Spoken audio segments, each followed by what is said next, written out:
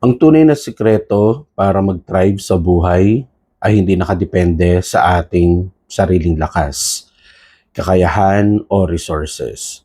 Nakadepende ito sa ating buong pusong pagtitiwala sa Panginoon. Kapag nagtiwala tayo sa Diyos, hindi ibig sabihin na mawawala na ang lahat ng mga problema. Hindi rin ibig sabihin na magiging madali ang buhay. Ngunit nangangahulugan ito na kahit dumaan tayo sa mga bagyo, hindi tayo matitinag. Hindi lang tayo basta makakasurvive.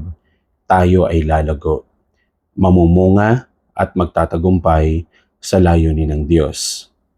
Bago po tayo magpatuloy, tayo po muna ay manalangin.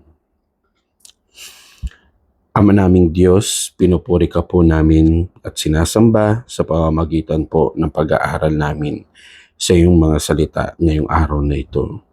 Ang kaluwalhatian po ay sa iyo lamang. Itago mo po ako sa iyong likuran at ikaw ang makita, hindi ang aking kahinaan. Gamitin mo lamang ang aking mga labi upang maibahagi ang iyong salita. Patuloy mo po kaming turuan ayon sa iyong kalooban at maging patotoo din kami sa mga makakakita at nakakakilala po sa amin. Palakasin mo po kami palagi sa kabila ng mga pagsubok. Salamat po sa iyong mga pangako na hindi mo kami iiwan ni pababayaan man. Salamat po Panginoong Jesus. Ito po ang aming dalangin sa pangalan ni Jesus. Amen. Ang title po ng pag-aaralan po natin ngayon ay The Secret to Thriving, Trusting God Completely. Ang ating pong teksto ay matatagpuan sa Psalms 92:12. Sabi po dito, the righteous will flourish like a palm tree, they will grow like a cedar of Lebanon. May tanong po ako sa inyo. Napakadaling ma-stress sa panahon po natin ngayon, hindi po ba? Pagkagising pa lang sa umaga, ang dami ng iniisip. Trabaho, negosyo, bills, mga bayarin, tuition, pamilya, kalusugan, at ang hindi tiyak na bukas. Marami sa atin ang nasa survival mode. We wake up just trying to get through another day. Pero hindi yun ang disenyo ng Diyos para sa atin. Hindi tayo tinawag ng Diyos para mabuhay sa takot, pagod, at pangamba. Tinawag niya tayong mag-flourish. At ang susi para mangyari yon ay isang simpleng salita na mahirap isabuhay o i-master. Yun po yung salitang trust o pagtitiwala. Meron lamang po akong 4 na puntos na gustong i-share sa inyo ngayong araw na ito. Una po, flourish like a palm tree. Ang taong nagtitiwala sa Diyos ay matatag kahit dumaraan sa bagyo. The righteous will flourish like a palm tree. Yan po ang sabi sa Psalms 92 verse 12. Bakit palm tree ang ginamit ng Diyos bilang halimbawa? Alam niyo po ba sa Middle East, ang palm tree ay nabubuhay kahit sa gitna ng init ng disyerto. Kapag may malakas na hangin o bagyo, hindi ito agad nababali. Yumuyuko ito, ngunit hindi sumusuko. Pagkatapos ng bagyo, bumabangon itong muli. Ganito rin ang buhay ng isang taong nagtitiwala sa Diyos. Hindi siya exempted sa problema.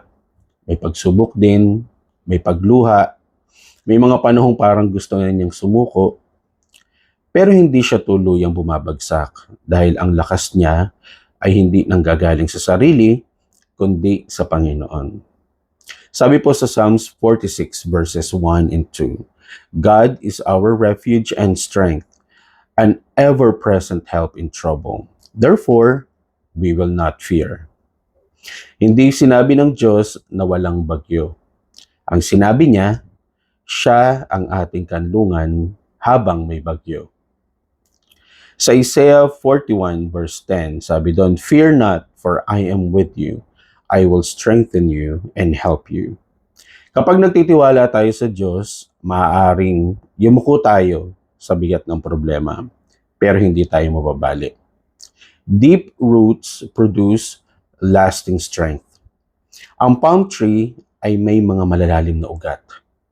Kahit tuyot ang lupa sa ibabaw, nakakahanap ito ng tubig sa ilalim. Ganito rin dapat ang Kristiyano. Kapag ang prayer life natin ay mababaw, madali tayong matutuyo. Pero kapag ang ugat natin ay nakabaon kay Kristo, kahit mahirap ang sitwasyon, may kapayapaan pa rin tayo. Amen? Amen. Sabi po sa Jeremiah 17 verses 7 to 8, Blessed is the one who trusts in the Lord. They will be like a tree planted by the water. It does not fear when heat comes. It never fails to bear fruit. Pansinin ninyo, hindi sinabi ng verse na walang init. May init pa rin. May drought pa rin. Pero hindi natutuyo ang puno. Bakit? Dahil ang source nito ay hindi ang ulan, kundi ang ilog.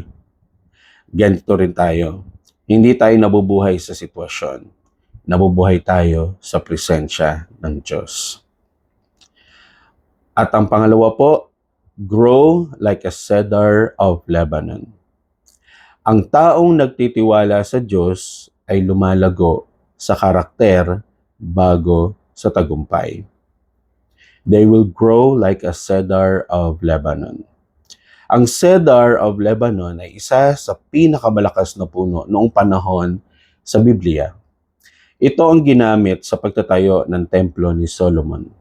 Kilala ito sa pagiging matibay, matatag, mataas, mabango, at mahaba ang buhay. Hindi ito mabilis lumaki, pero kapag lumaki na, napakatibay. Ganito rin ang spiritual growth. Hindi instant, hindi overnight, hindi microwave. Ito ay proseso. At habang nag-iintay tayo, hinuhubog muna ng Diyos ang ating puso. The testing of your faith produces perseverance so that you may be mature and complete. Yan po ang sabi sa James 1 verses 2 to 4. Hindi sayang ang paghihintay. Hindi sayang ang proseso. Ang bawat delay ay pagkakataon ng Diyos para tatagin ang ating pundasyon. No thriving without trusting. Yan po ang pangatlo. Ito ang pinakamahalagang punto. Hindi tayo makakapag-flourish kung mali ang pinagkakatiwalaan natin. Minsan, nagtitiwala tayo sa pera, trabaho, negosyo, koneksyon, talento, higit sa lahat sa ating mga sarili. Pero lahat ng ito ay maaaring mawala. Kapag doon nakaangkla ang puso natin, isang problema lang, guguho ang ating kapayapaan. Sabi po sa Proverbs chapter 3 verses 5 to 6, Trust in the Lord with all your heart and lean not on your own understanding.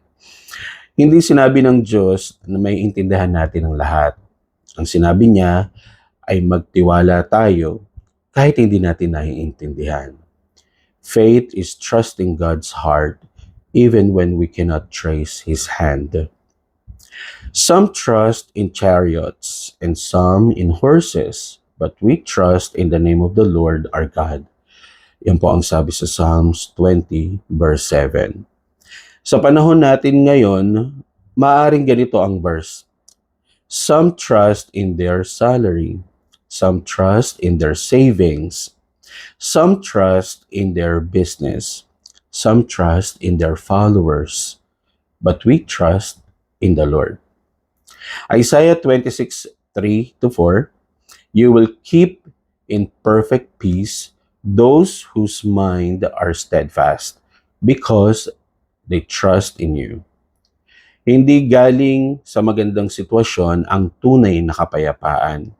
Galing ito sa matatag na pagtitiwala sa Diyos. Sumunod pong punto ay thriving means bearing fruit in every season. Ang isang taong nagtitiwala sa Diyos ay hindi na lang nananatiling buhay. Namumunga siya, nagiging pagpapala siya sa iba. At kahit tumatanda na siya, patuloy pa rin siyang may silbi sa kaharian ng Diyos. Psalms 92 verses 13 to 15. Sabi doon, planted in the house of the Lord, they will flourish.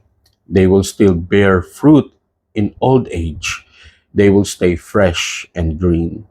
Napakagandang pangako nito. Hindi mahalaga kung bata o matanda ka na. Hindi mahalaga kung nasa simula ka pa lang o matagal ka ng Kristiyano.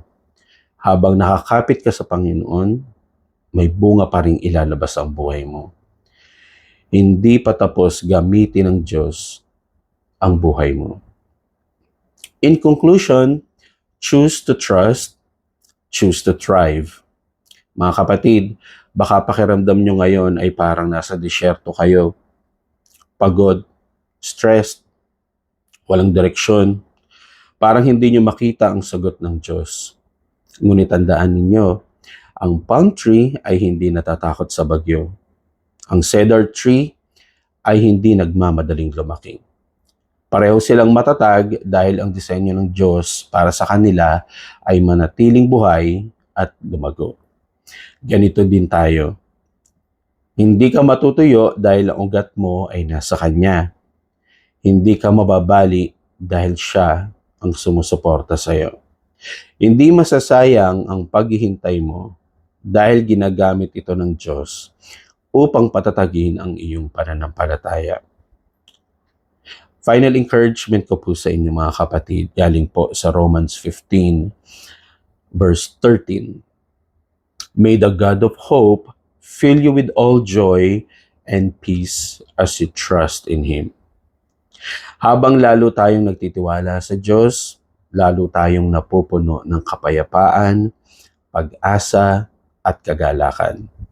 Ang tunay na thriving ay hindi nasusukat sa dami ng pera, tagumpay, o material na bagay, kundi sa isang buhay na matatag, namumunga, at nananatiling tapat sa Panginoon sa anumang panahon.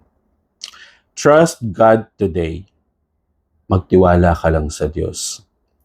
Ibigay mo sa Kanya ang iyong mga alalahanin, mga pangarap, mga takot, at ang iyong kinabukasan.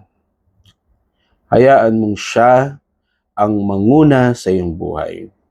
Kapag ang Diyos ang iyong sandigan, hindi ka lang magkaka-survive. Magta-thrive ka pa para sa Kanyang kalwalhatian. Sige po, tayo po ay manalangin. Ama naming nasa langit, maraming salamat po sa iyong salita na nagpapaalala sa amin na ang tunay na buhay na nagtatrive ay nagmumula sa pagtitiwala sa iyo. Patawarin mo po kami sa mga panahong mas umasa kami sa aming mga sariling lakas kaysa sa iyo. Tulungan mo kaming maging tulad ng palm tree, matatag sa gitna ng mga pagsubok, at tulad naman ng cedar of Lebanon, patuloy na lumalago sa pananampalataya, karakter, at pagtitiwala sa iyo. Palalimin mo po ang aming relasyon sa iyo upang manatili kaming matatag at namumunga sa bawat panahon. Sa pagharap namin sa mga hamon ng buhay, turuan mo kami magtiwala sa iyong mga pangako at sumunod sa iyong kalooban. Naway ang aming buhay ay maging patotoo sa iyong kabutihan at katapatan. Lahat ng ito ay aming idinadalangin sa makapangyarihang pangalan ni Jesus. Amen. Amen. Amen. Maraming salamat po sa panonood at pakikinig ng ating pong Daily Manna ngayong pong araw na ito. Patuloy niyo pong suportahan ang ating pong mga online services ng ating pong iglesia. Maraming salamat po at pagpalain po tayong lahat ng ating Diyos.